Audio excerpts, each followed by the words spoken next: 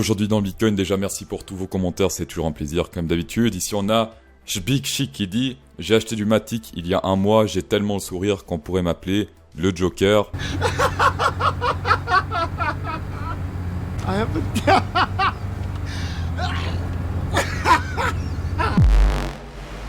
Du coup, j'ai renoncé à la monétisation pour cette intro, donc s'il vous plaît, un peu de tolérance. Alors cette ligne rouge ici, c'est quoi? C'est le niveau de l'EMA 200 actuellement, donc c'est plus ou moins ici vers les 22 698, 22 600 dans ces zones-là, c'est pas au millimètre près.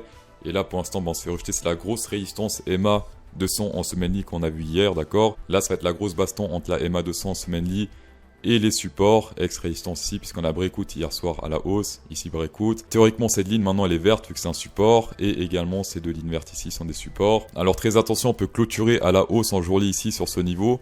Ce qui est important, c'est qu'on clôture en semaine-lit au-dessus de ce niveau. Si on clôture juste en jour-lit et après on réintègre avant dimanche soir, ça c'est pas bon. Donc on ne s'affole pas si on fait une clôture au-dessus, donc c'est pas dimanche soir. Sinon, il y a des supports résistance cachés également sur le RSI. Regardez ce broadening pattern gigantesque ici en jour-lit sur le RSI. Support, résiste. Et là, on reteste ce niveau de résistance. Et tout cela combiné, si on prend le bottom et le début du crash, qu'est-ce qui se passe? Hop, on a testé pile poil le 0, 3 et 2, première target pour les divergences boules, puisque là, il y avait pas mal de divergences boules. Et là, hop, première target atteinte. On l'a frôlé ici, rejet, pas de plus bas creux.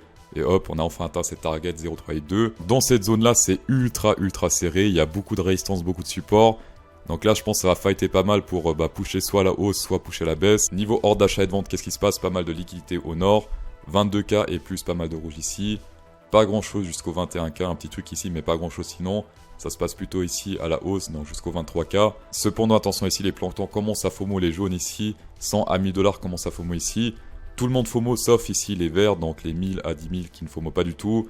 Les whales également, mais bon, eux ils sont à la masse. Pour rappel, les violets, les 100 000 à 1 million, c'est ceux qui ont plus raison historiquement, en tout cas durant ce range, puisqu'ils ont acheté les bottoms, ils ont vendu les tops. Et là, ils continuent de FOMO alors que tout le monde est en train de FOMO.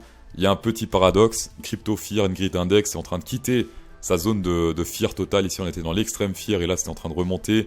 Ça fait depuis maintenant le 11 mai qu'on est dans l'extrême fear et là on retourne en phase fear. Niveau sélection naturelle, gros Burj Khalifa ici vers les 21 200. Attention à ceux qui ont les stop loss dans cette zone là. Sinon pas grand chose à la hausse, mais attention, ça c'est seulement les leviers. Il n'y a pas de spot, il n'y a pas de futur sans levier ici. En fort hour candle, on est toujours dans ce range ici ascendant. En journée on l'a pété mais pas en fort hour candle. On est pile poil ici sur le top. Hier soir petit fait-coup pour piéger ceux qui ont shorté ici le top parce que je pense pas mal de gens ont vu ce range ici et du coup on shorté ici dès qu'il est arrivé là. Pour ceux qui traitent ce genre de pattern, faites plutôt du put ou du call, mais pas des longs ou des shorts parce que sinon c'est naturel par cette tige là, voilà. Également résistance un peu cachée sur le RSI, rejet, et là également rejet pour l'instant. Sur le court terme, sur l'open interest, on a un gros désintérêt de trading ici, futur sur le top local. Ici on a un petit top et après ça se pète la gueule. Avec ça on peut pas trop savoir si ça se pète plus la gueule ou pas. Ce qui aurait été pas bon, c'est si ça se pète la gueule ici avant qu'on soit sur le top. Par exemple ici ça se pète la gueule, l'open interest, hop il descend à partir de là. Ça signifierait qu'on risque de retester ce niveau dans un futur proche. Ici, c'est un top local, donc on peut pas faire ici cette stratégie de open interest qui se pète la gueule. Le Funningrad très élevé, ça continue de pump ici à partir de là, malgré le Funningrad qui est très élevé.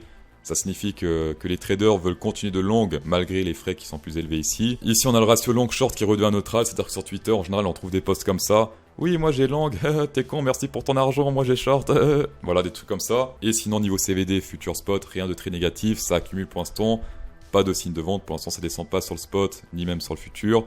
Ça descend un tout petit peu, mais c'est rien de très grave, voilà. Aujourd'hui, je vais vous parler de Guardian, c'est un projet français, visuellement, ça envoie du lourd. C'est un projet lancé par le club e-sport français GameWorld, les adeptes de e-sport vont forcément reconnaître. Cette équipe a déjà gagné de nombreux prix, ils existent depuis seulement 4 ans et sont déjà devenus des références nationales, même internationales en 4 disciplines. Trackmania, League of Legends, Fortnite ou même NBA. Ils vont lancer leur collection NFT Guardians, durant les bear market, les NFT commencent enfin à avoir de la gueule. Fini les singes dessinés par des collégiens.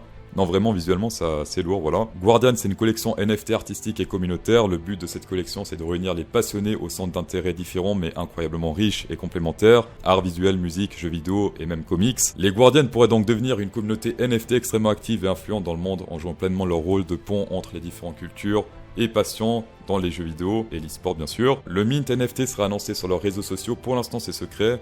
En tout cas, visuellement très stylé et clairement un projet à suivre, sachant que GameWorld ont déjà fait leurs preuves dans le passé. Réseaux sociaux en description, tapez dedans. On va passer au round Ethereum, gros pump pour l'instant grâce à la nouvelle sûrement The Merge, la grosse mise à jour qui va arriver en septembre. La règle normalement c'est quoi? C'est buy the rumor, sell the news, même les noobs connaissent, voilà.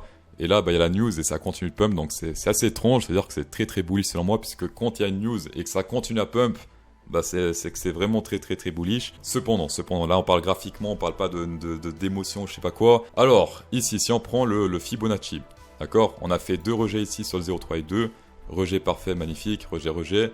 On a pump jusqu'à la zone ici 0,618, zone danger, on a carrément pété la zone 666 avec une tige. Perso, ce que j'aime bien pour les rejets sérieux, c'est quand hop, on fait une tige sur le 0,66 ou une clôture, peu importe, tant qu'on dépasse pas du tout ici, après hop, rejet. Là, on a clairement pété ça à la hausse. Par contre, si on dézoome ici sur le Ethereum, aujourd'hui, qu'est-ce qui se passe? Regardez sur le RSI, grosse résistance ici, 1, 2, 3, 4, et pour l'instant on teste une 5e fois cette résistance ici sur le RSI. Est-ce que péter ce niveau serait bullish? Eh bien, bah si on pète, dans tous les cas, on serait suracheté ici sur le RSI. Donc là, on peut se faire rejeter ici ou là. Au final, ça changera pas grand-chose selon moi sur le RSI.